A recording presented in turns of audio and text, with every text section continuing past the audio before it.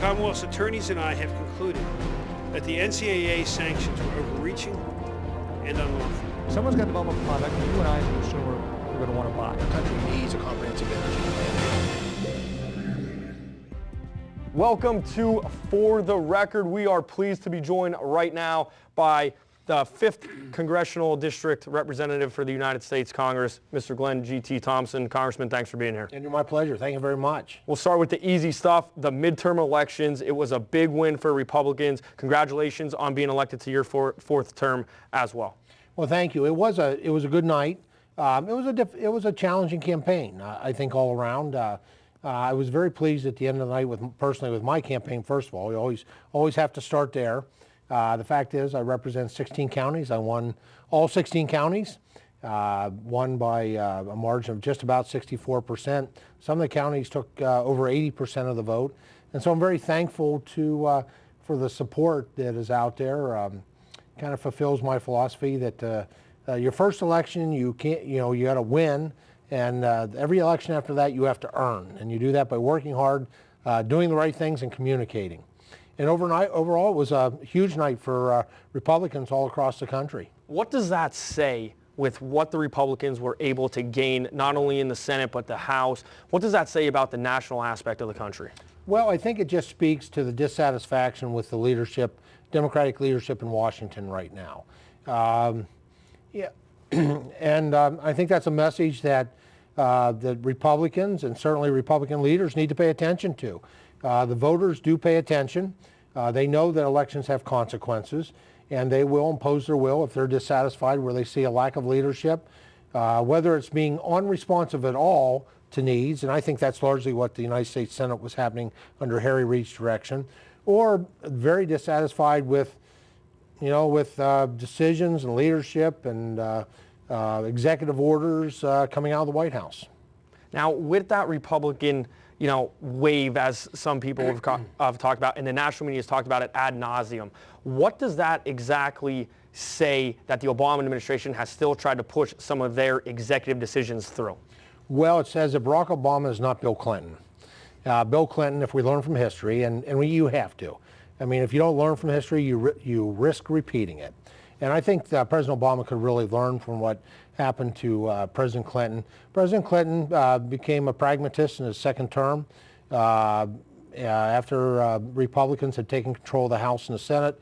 He began to work with them, and he accomplished a significant amount of legislative victories as a team, and he's very well regarded.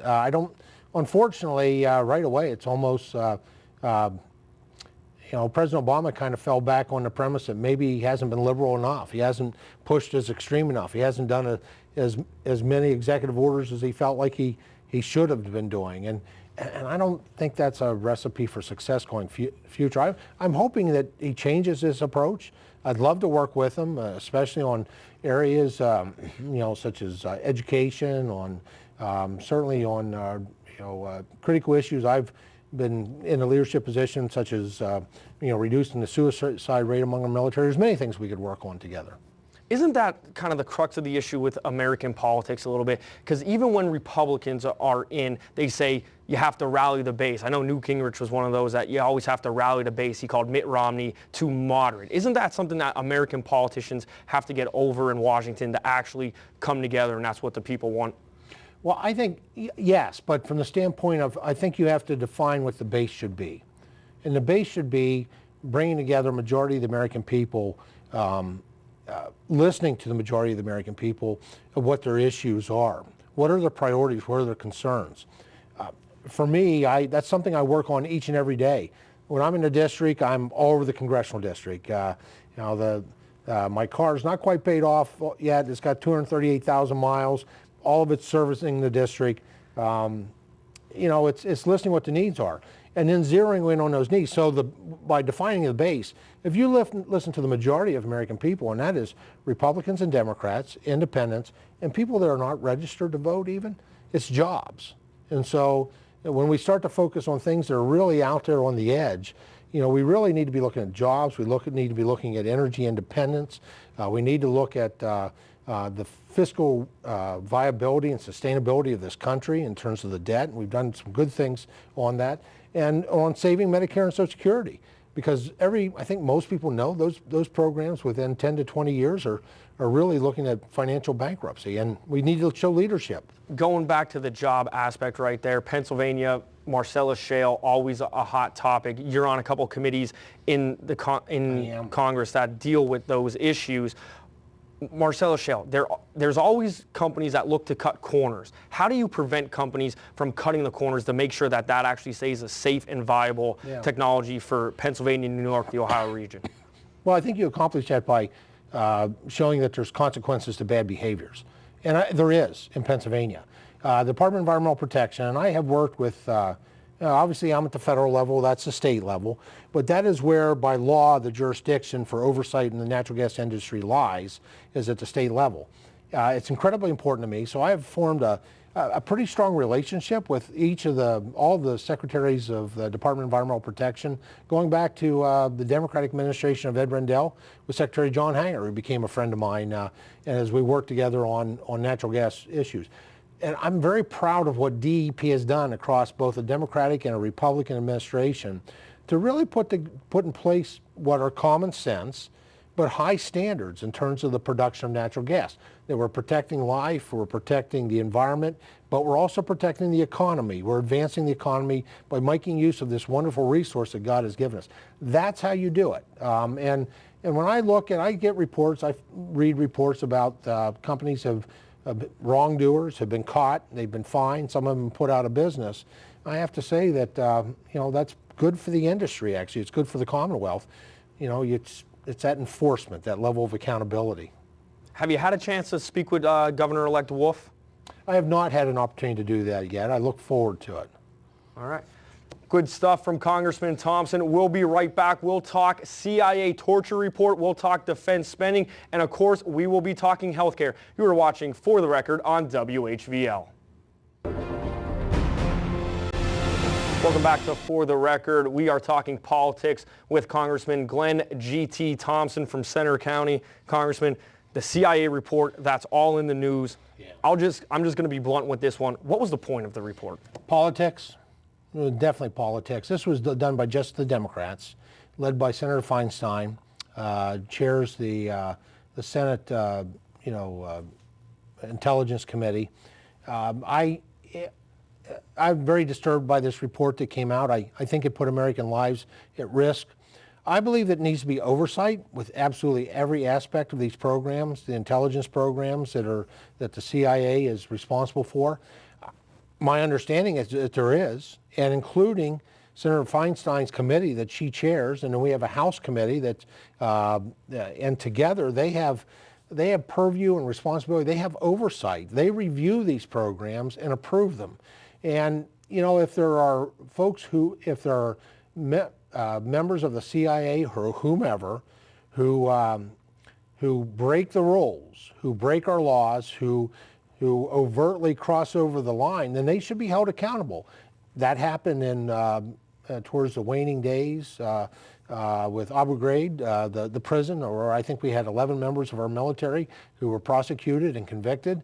But the fact is, I'm really disturbed by the fact that one of the key individuals who has constant oversight, the intelligence that they receive in their briefings, they should have knowledge of how this is being conducted. And the fact that in the past they have supported it, they'd approved it, and now that all of a sudden they release this publicly, I don't see any gain for it except for politics. And I think the consequences are, number one, it puts American lives at risk because it will inflame hostile feelings against Americans. We've seen that already. It's already happened. With some of the politicians in the UN condemning the U.S. Of all countries, North Korea, Russia's condemned the U.S. Yeah. I mean, like you said, it is all politics. Cuba just condemned the United States. I mean, it is just, it is outrageous as this information was. First of all, if they had this kind of intelligence, why didn't the full committee deal with it and then provide the proper oversight to make those changes to prevent the abuses from occurring? Physical torture is not acceptable. It's outside the bounds of the laws that we have. To have physical torture Some of the reports that have come out, some of the instances in the reports obviously crossed over that line, but the committee that Senator Feinstein chairs is one of the two that has access to this information on a daily basis and has oversight, and also has a lot of input in terms of the funding for those programs. Why hasn't, in your opinion, the media given a voice, at least a lot of voice, to the CIA directors who have said, we followed the law and some of this is being stretched to the extremes for the politics, as you said it? Why hasn't the media talked to those and given them a better voice? You know what, I'm not sure, other than some of the media have the mainstream media have a very obvious, blatant political bias. And after 6 years of where we're at within the Obama administration, this is the only thing that I can think of that actually got the media to be able to use the names President Bush and Vice President Cheney. It's almost like they're trying to flip a remote control from all the other things that are going on right now. And giving the timing of it is really what's alarming to me. Common sense tells you that this type of information being brought up in a kind of a persecution way of the men and women who are working in the service of our country. What does this do for the terrorists within ISIL? I mean, doesn't this embolden them? Because this makes us look like, we're not willing to do what it takes to save American lives. And they'll release this report, inflame those anti-U.S. feelings, but then this is the same administration that says a cartoon set off the events that happened over in Benghazi. Yeah, but in all fairness, even the White House said it was inappropriate for this report to come out, that this was going to cost the lives of Americans. Moving on a little bit, executive action from President Obama. That's a hot topic right now, especially with the immigration. Yeah, it certainly is. The immigration issue, I was just with a class at State College High. Juniors and seniors, and this is what we talked about. Tomorrow they're going to do their own proposal for an immigration bill, and so it was a wonderful exchange. And I pointed out to them, and I think this is an important starting point. Always start. What are the rules under which immigration occurs? And that's the Constitution. And you find it in Article 1, which is the legislative branch, not Article 2, which is the executive branch. Only Congress has the powers to define the paths of naturalization and citizenship, and then you have to look at, why do we have immigration? What is immigration about? And we had an interesting conversation. I had an interesting conversation with these kids. But in the end, it comes down to national security, and it comes down to a robust American economy. Those are really the primary two factors for an immigration policy. The president made a lot of threats, got a lot of primetime coverage of what he was going to do. The interesting part, he has taken no action yet. And so, which has put us in a position that when we go back into session, the 114th Congress, which is not that far away, there'll be my projection is within 5 session days, we'll take additional measures to make sure that we restrict the president from violating Article 1, Section 8 of the Constitution. Now, that new session in the 115th U.S. Congress, how important are those first 2 months as a whole for this entire country? Oh, I think they're important. I think they're important from the standpoint of I think the American people need some confidence that we can, like we have been doing, get some things done. And so I really think the first couple of weeks are going to be extremely important. Certainly the first 100 days at a minimum. I think some people laugh when I say this, Andrew, but I think the big winner on the election was President Obama. And I say that because you think about it, the president can only sign into law what Congress will send to his desk. And there were 387 bills that we passed out of the House. 219 of them were 100% unified. Every Republican, every Democrat. Those don't get the press coverage, though, They right? do not get the press coverage. And yet, Senator Reid, the majority leader in the Senate, would not let the Senate take it up for a vote. Now, trust me, if it was 100% in the House, it'd probably get 60 votes in the Senate. And I think we're going to give the president a lot of opportunity to exercise his executive privilege within the Constitution of either vetoing or hopefully passing and the bills that we send him. We're going to give him lots of opportunity to exercise that authority he has. Good stuff, Congressman Thompson. When we come back on For the Record, we'll talk a little bit of health care, and we'll also talk Cuba. But we're not going to blow any smoke here on FTR. Welcome back to For the Record. Congressman G.T. Thompson joining us here in studio. And Congressman, the recent lax limitations on the embargo against Cuba by the Obama administration, your thoughts on that? I thought it was an interesting rollout, actually. The president did this in the context of a release of an American citizen who's been detained there for at least 5 years. And you know what, Andrew, what I really think this amounts to now, and this is just my perspective on it, but there is so much melting down in the country. We still have ISIS. We still have Ebola that's kind of out there. It's kind of off the radar, but not really in West Africa. So things are still going on. It's not a hot story, though, for the national media now, conveniently. Yes. Well, and I think this is like the president hitting the sitting in the easy chair, hitting the remote control, trying to change the message. And I didn't see this one coming. I don't know of anyone in Washington that saw this one coming. And all of a sudden, with all the problems that our nation is facing, with all the issues and difficulties we're dealing with all the health care uprising that is starting to occur with premiums now that employer-provided health care is getting hit by the Affordable Care Act. It's almost like the president's trying to, what was the movie that came out about 10 years ago, the tail wagging the dog, changing the message. Because I think this really is unexpected. I mean, and then it started out basically from a hero perspective, this one individual, Mr. Gross, terrible situation, really glad he's home.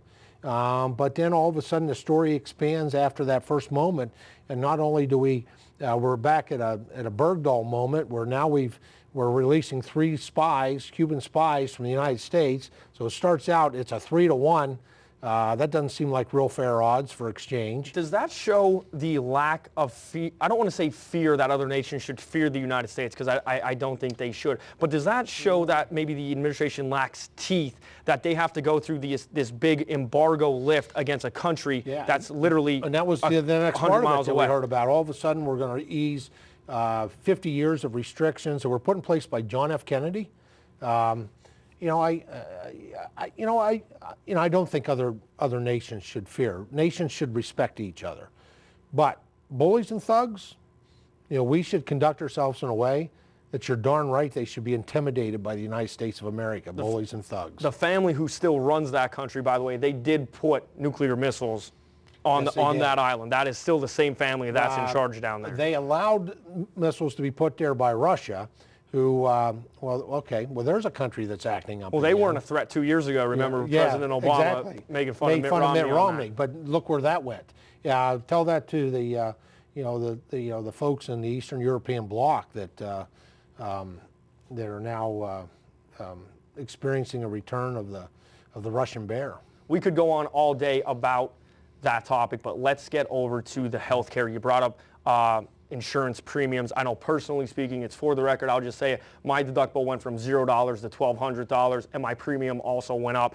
And also, I loved my plan, so no, Nancy Pelosi, if you like your plan, I was not able to keep my plan. And you didn't like it after you read it? I don't like my plan now, no. I don't like my plan now at all.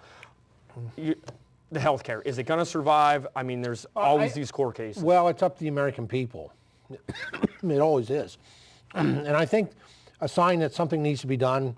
I think that was clearly a message by the Senate elections. Now, we had no U.S. senators up for election this time around, but clearly where you had Democratic senators who supported the Affordable Care Act, the number, Andrew, that I saw of House members and Senate members who supported and voted for that act, most of them are gone today.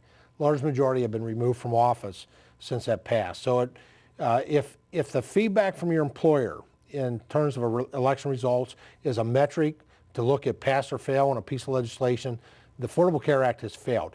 Now, actual practical pocketbook cost is a failure. There's in Center County alone, there's a broker that covers county government, covers nonprofits, covers commercial insurance, employer-provided insurance. Minimum increase, I've been told in Center County is a 14%. Maximum is 300%. Nationwide, I think it's like 90% for premiums. How do we fix that? Well, we have to go in and fix it. Two different things that we need to do. I absolutely believe that it would have been better to start over, but with a commitment that we need to put some things in place to bring costs down. The cost of health care was rising at a rate that was unacceptable. There were tools out there for access, so decreasing costs, increasing access, preserving quality and innovation, and making sure the patients are the ones making decisions, not a health insurance person or an elected official or a bureaucrat. So there are good ways to do that. We have some substitute bills to do that. We're going to continue to go after things. I think one of the first bills, I usually don't make projections, but I think the first week when we're back in January, you're going to see a 40-hour work week. We're going to, they took full-time work down to 29 hours, which has cost livelihoods for many Americans. We're going to restore that to 40 hours. I think, I'll with confidence say I would hope that the Senate would pass it also. We'll see what the president does it when we put him on his. So we're going to do a surgical repair. We've already fixed 17 parts of this.